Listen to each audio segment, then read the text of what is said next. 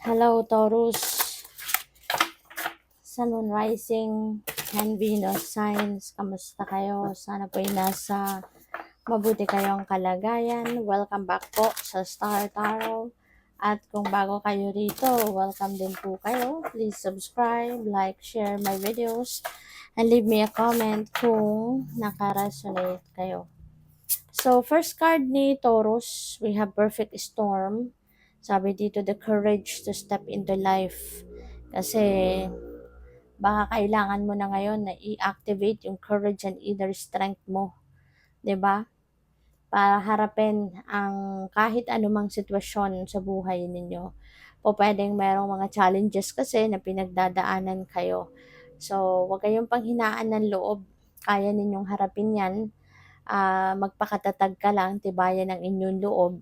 Kasi mapagtatagumpayan mo yan. Always remember na kahit ano man ang ganap sa buhay natin, nangyayari yan sa buhay natin, nakalagay yan sa path natin because God knows na kaya natin masolusyonan yan, kaya nating panindigan, kaya nating malagpasan. Ano? And that is meant for us to experience kasi meron tayong matututunan dyan. Lahat naman ng nangyayari kasi sa buhay natin, 'di ba? May rason, may dahilan 'yan. May purpose, no? Kaya ang parte na lang natin dito, maging magpakatapang tayo, magpakatatag. Isipin natin na kaya natin kung ano man ang dumating. Okay? So what else? We have opportunity. So merong oportunidad na kakatok. This is a beautiful opportunity. At kung ano man ito, this is something, na will give you an opportunity to create something beautiful in your life. Okay? Kung ano man ang opportunity na yan. O pwedeng travel, o pwedeng trabaho, pagkakakitaan, negosyo, relationship, depende sa inyong sitwasyon. So, there is a synchronicity dito. We have 444. 444. And yung 444 na yan is an angel number. Okay? So, yung angel number na yan, that is a very powerful number. So, I suggest tignan po ninyong ibig sabihin yan dito sa i-google ninyo or search ninyo dito sa YouTube.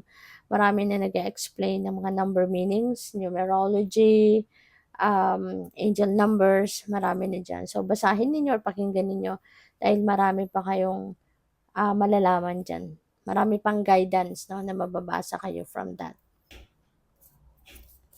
So, we have Magician Sword, confidence in your magic. Wow, napakaganda nito, Taurus.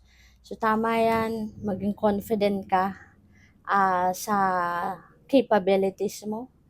Magtiwala ka sa kakayanan mo, yung ganun. At yan ang magagamit mo para ikaw ay tuluyan ng umalagwa sa buhay, tuluyan ng mag-thrive, tuluyan ng maging successful sa buhay, mag-evolve, 'di ba? So, 'yun. This is good, no? Para nakikita ko dito yung inyong victory.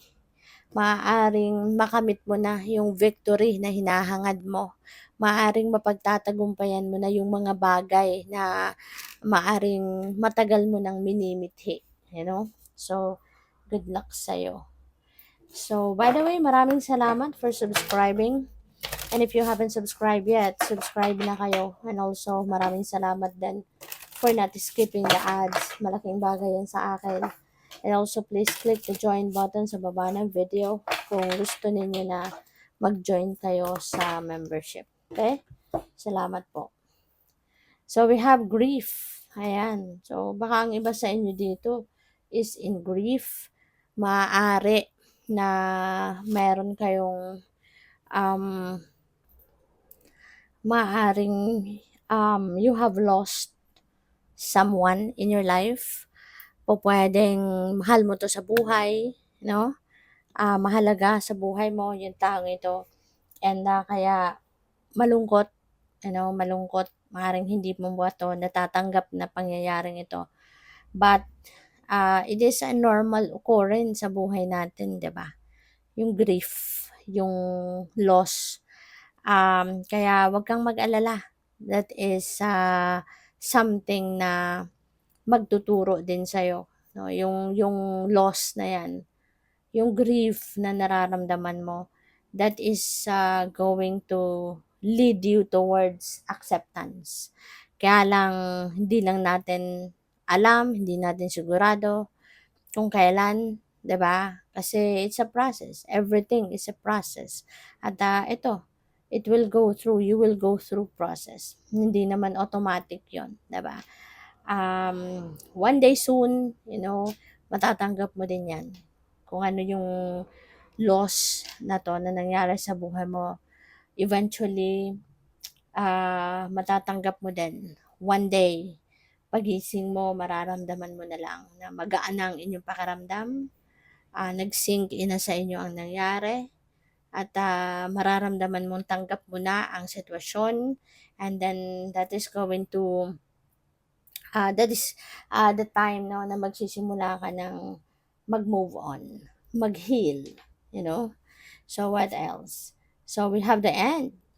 Ayan. So maaari, no, na yung grief na to is related to this. This is the end of something. The end of a relationship, the end of anything. So katulad nito, maaari no na meron kang mahal sa buhay nga na nag-passed on na on the other side. At yun, yung relationship mo with that person in the physical realm, yun ang natapos, na may natapos na buhay, 'di ba? Kasi nag-passed on na nga yun, yung mahal mo sa buhay. Kaya feeling ko, yun, ito yun. No? That's the end, 'di ba? Pero,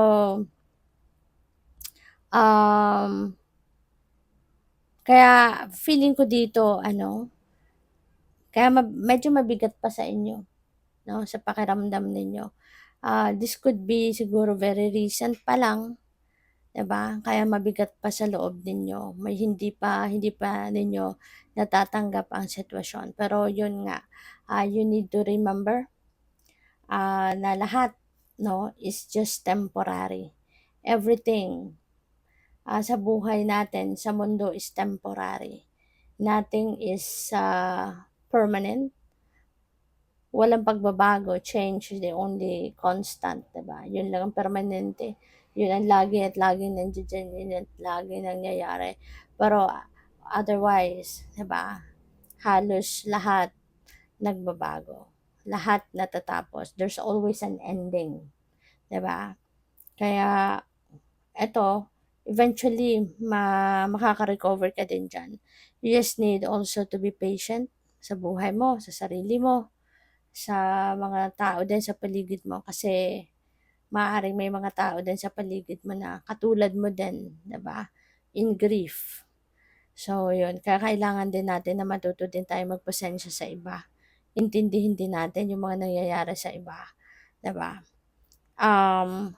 Yung ending na to could also be something else for some of you. Pwede na yung ending na to is going to lead you to transformation ng inyong sitwasyon. Maaari na yun, yung ending na to could be an ending to a relationship kung hindi na nagkakaintindihan, 'di ba? Pwedeng hindi na nagkakaintindihan yung mag-asawa, magjowa, or magkaibigan, no? Depende. Maaari na yung ending na to could resonate with those kind of relationship. Or this could be an end, 'di ba, sa pag-aaral. Kasi baka gagraduate na. So maaaring yung ending malapit na, 'di ba, sa pag-aaral. Pwedeng yung ending na to sa trabaho, 'di ba? Pwedeng magre-resign ka na, magre-retire ka na, kaya you're going to put an end to that. Or pwedeng meron ka ng ibang trabahong nakuha.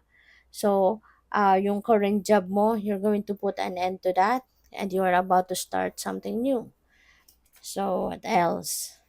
So, we have the leader. Ayan. So, baka yung baka yung bagong posisyon or bagong trabaho na kukunin mo is a leadership position, no? Baka managerial position ito.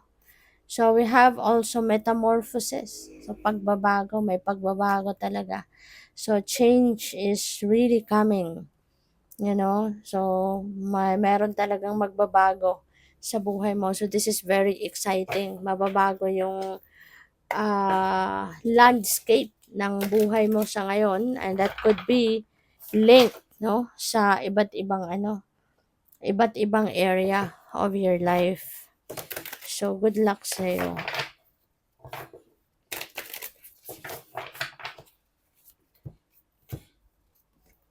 So, we have three of air.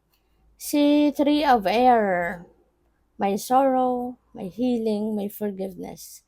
So, pwede na ang iba sa inyo dito, you know, this could be related to this ending and grief, diba?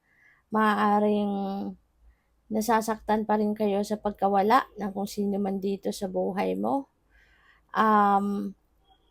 Pwede din kasi na yung pagkawala ng taong ito is not hindi dahil namatay siya, kundi pwedeng separation.